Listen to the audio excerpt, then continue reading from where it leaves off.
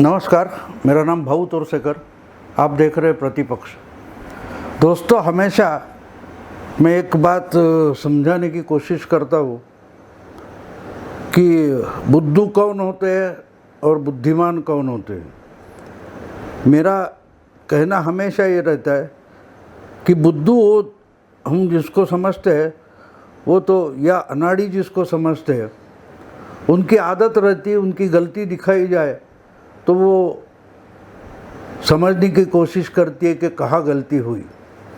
लेकिन बुद्धिमान जो लोग होते हैं उनकी आदत ये होती है कि वो गलती हो गई फिर भी मानते नहीं और उस गलती पर पर्दा डालने की कोशिश करते हैं और इस कारण से बार बार नई गलतियां करते जाते हैं।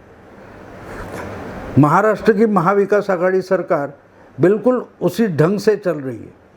वो सोचना ही नहीं चाहते कि वो गलती कर सकते हैं और हमेशा इसलिए मैंने कहा है कि बुद्धिमान लोग एक ही गलती करते हैं कि वो मान लेते हैं कि वो कभी भी गलती नहीं करेंगे।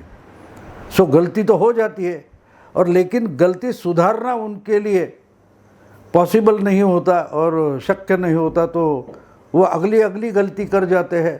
एक गलती छुपाने के लिए दूसरी गलती करते हैं, तो ये हालत हो जाती है। आज जब मैं बोल रहा हूँ तो ये खबर आई है कि महाराष्ट्र विधानसभा में जो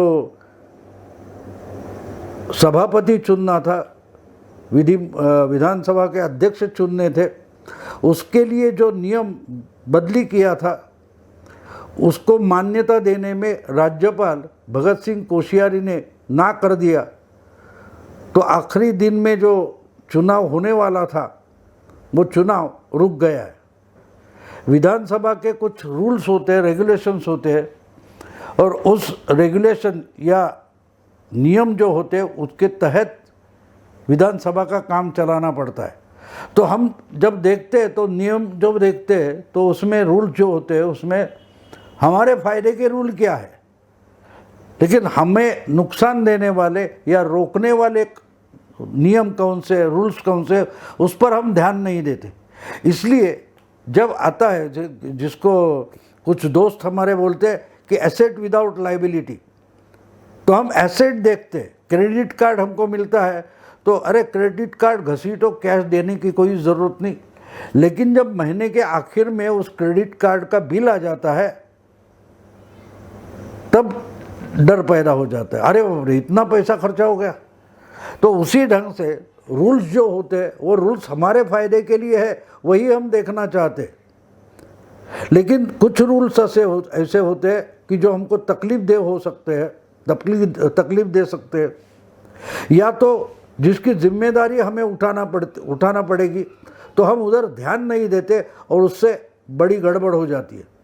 महाराष्ट्र की महाविकास आघाड़ी सरकार या इसमें सम्मिलित जो 3 पार्टियां हैं वो पिछले 2 साल से इसी ढंग से चल रही है कि हमारे पास मेजॉरिटी एमएलएज है, विधानसभा में सबसे ज़्यादा एमएलएज है, तो हम कुछ गलती कर ही नहीं सकते। यही उनकी सबसे बड़ी गलती है और वो गलती तो वो सुधारना नहीं चाहते, फिर नई गलती होते जाती है। अर्णब गोस्वामी को अरेस्ट करने से लेकर आज तक हम देख रहे हैं कि बार बार ये सरकार कुछ ना कुछ गलती करती है और हर बार अपने ही पाँव में कुल्हाड़ी मार लेती है। वो कभी कानून की होती है, कभी रूल्स रेगुलेशंस की होती है। अभी ऐसा ही हुआ है। पिछले कम से कम 10 महीने से महाराष्ट्र विधानसभा के कोई अध्यक्ष नहीं है। जब ये सरकार बनी और चुनाव के बाद पहली बार विधानसभा का अधिवेशन सत्र चालू हो गया, उस वक्त कांग्रेस के नाना पटोले जो थे उनको अध्यक्ष बनाया गया था।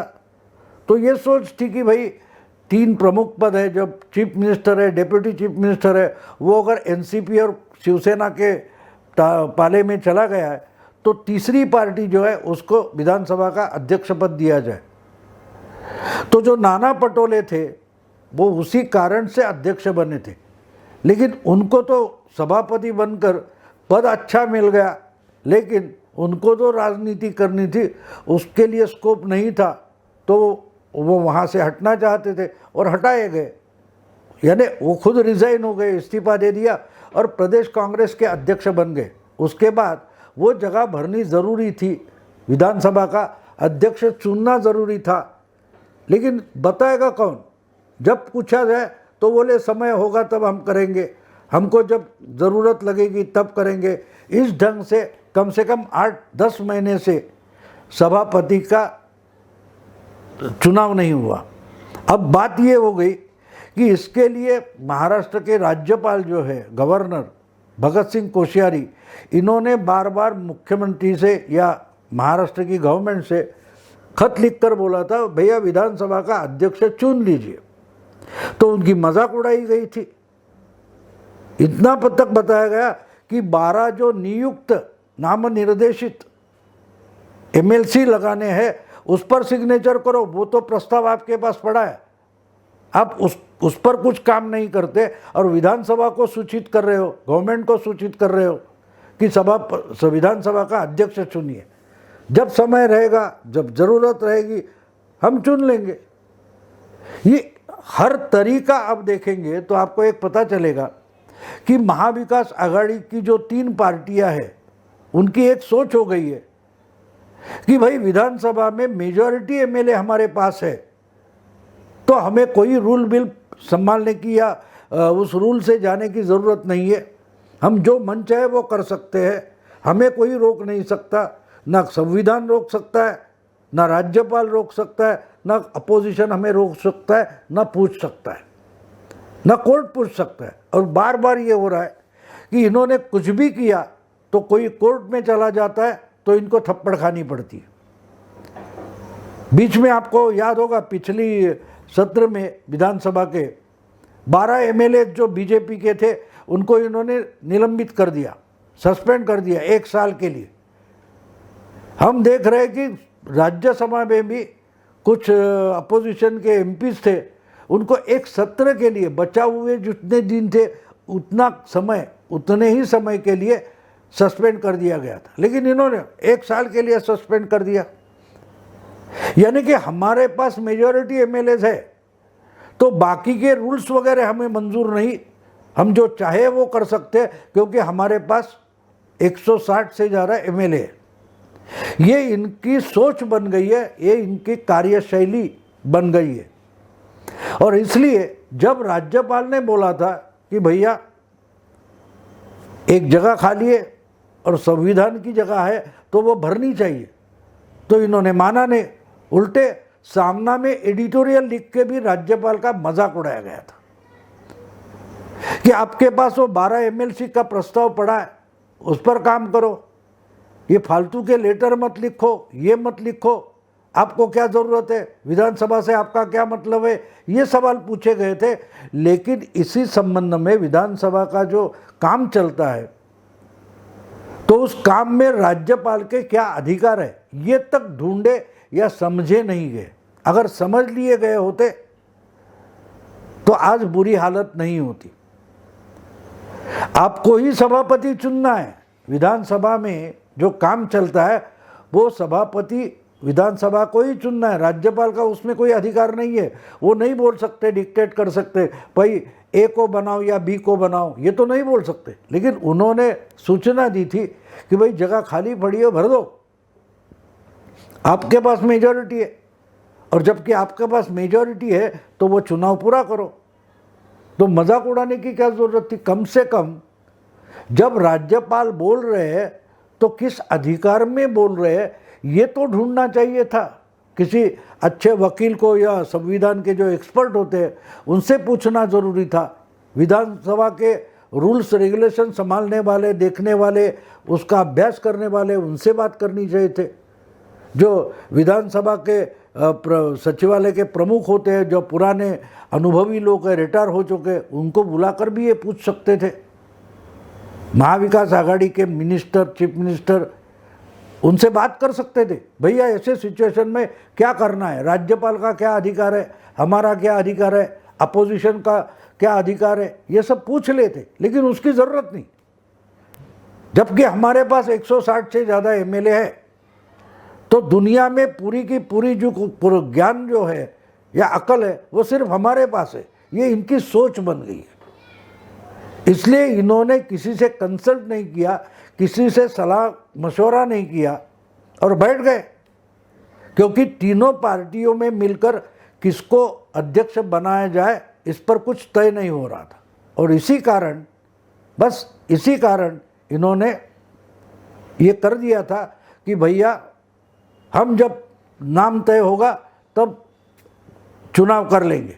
जब ये चुनाव करने के लिए तीनों पार्टियों से लेकर पृथ्वीराज चव्हाण जो भूतपूर्व चीफ मिनिस्टर है, मुख्यमंत्री है, उनके नाम पर सहमति हो गई तो इन्होंने तय किया चलो इस सेशन में, सत्र में उनको अध्यक्ष बना देते। लेकिन ये अध्यक्ष बनाना इतना आसान नहीं है, क्योंकि विधानसभा का काम जो रूल्स से चलता है, उस रूल में एक बात है कि ये चुनाव गुप्त मतदान से होता है। यानी जो एमएलएज है वो अपना मत सीक्रेट वोट दे सकते हैं। यानी मैंने किसको वोट दिया ये दूसरा एमएलए नहीं चेक कर सकता, या और कोई पार्टी मुझे डिक्टेट नहीं कर सकती।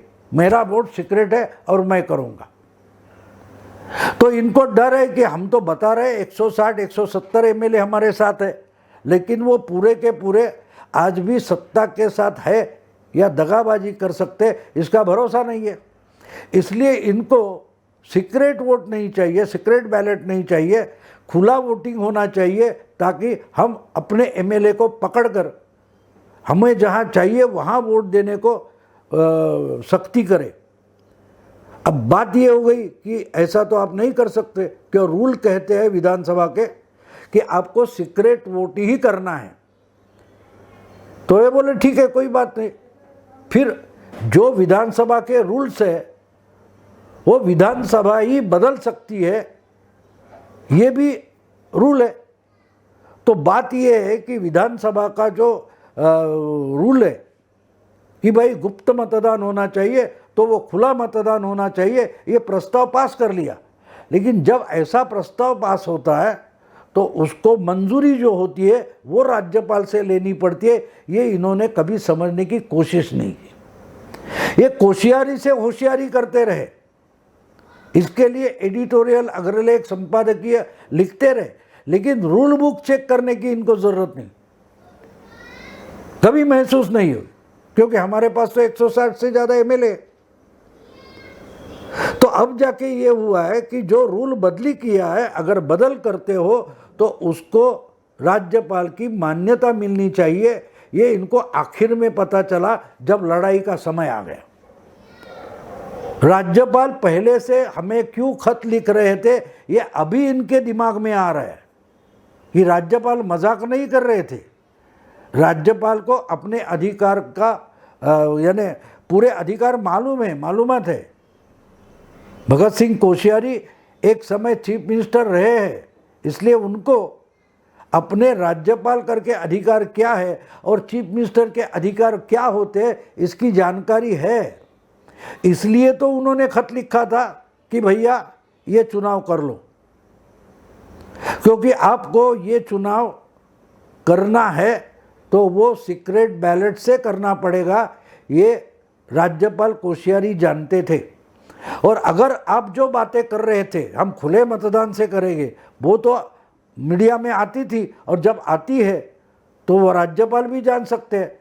और राज्यपाल को मालूम था कि अगर ये रूल बदलना चाहते तो उनको मेरे पास ही आना पड़ेगा मान्यता लेने के लिए, सैंक्शन लेने के लिए, जहां मैं अड़ंगा लगाऊंगा।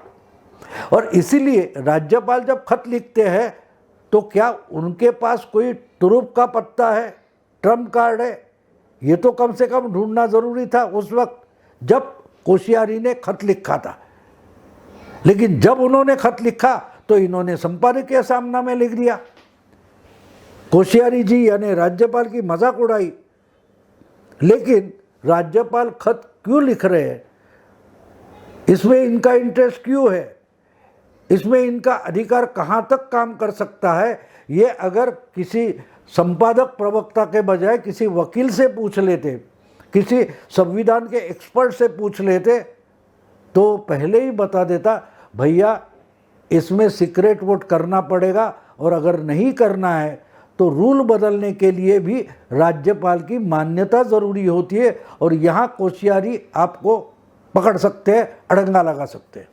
तो पहले से आप सावधान हो जाते, पहले से सावधान हो जाते कि कौन सा रूल हमें तकलीफ दे सकता है, रोक सकता है, इसकी तो कम से कम जानकारी रखनी चाहिए।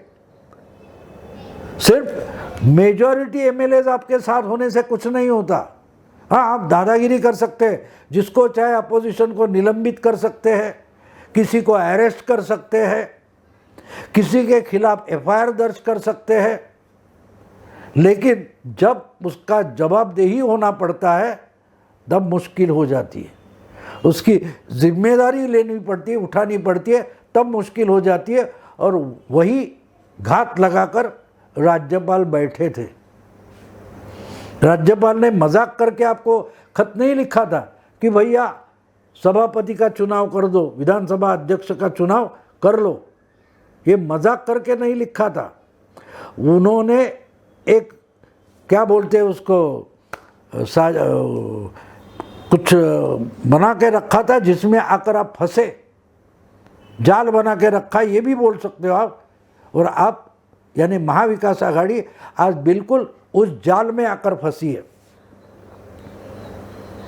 और जो सत्र के 2 दिन बचे थे उसमें जो करना था वो तो नहीं हो रहा है, और जो खत लिखा था, प्रस्ताव भेजा था, राज्यपाल उस पर कुछ नहीं कर रहे, तो उनसे मिलने तीनों पार्टियों के बड़े नेता पहुँचे, उनकी बात उन्होंने सुनी, बाद में वकीलों से बात की और जवाब दे दिया कि भाई ये रूल जो आप बदल रहे हो उसको मैं सैंक्शन नहीं दूंगा, क्योंकि जब रूल बदलने होते हैं तब विधानसभा का जो अध्यक्ष होता है उसी ने ही विधानसभा की बैठक में ये प्रस्ताव मंजूर करना ज़रूरी है। और आज जब आप रूल बदल रहे हो उस वक्त विधानसभा का कोई अध्यक्ष है नहीं, जो है वो उपसभापति है, वो अपने अधिकार में कोई रूल बदलने की बैठक, मीटिंग नहीं बुला सकता। तो देखो कैसे बुरे फंस गए, कोशियारी से होशियारी करने निकले थे लेकिन उनके ही जाल में फंस गए। देखते हैं दोस्तों आगे क्या होता है। आज की खबर जो मुझे मिली है इसी वो समझाने के लिए मैंने वीडियो किया है। अगर आपको पसंद आए तो लाइक कीजिए, शेयर कीजिए और प्रतिपक्ष को सब्सक्राइब भी कीजिए। नमस्कार।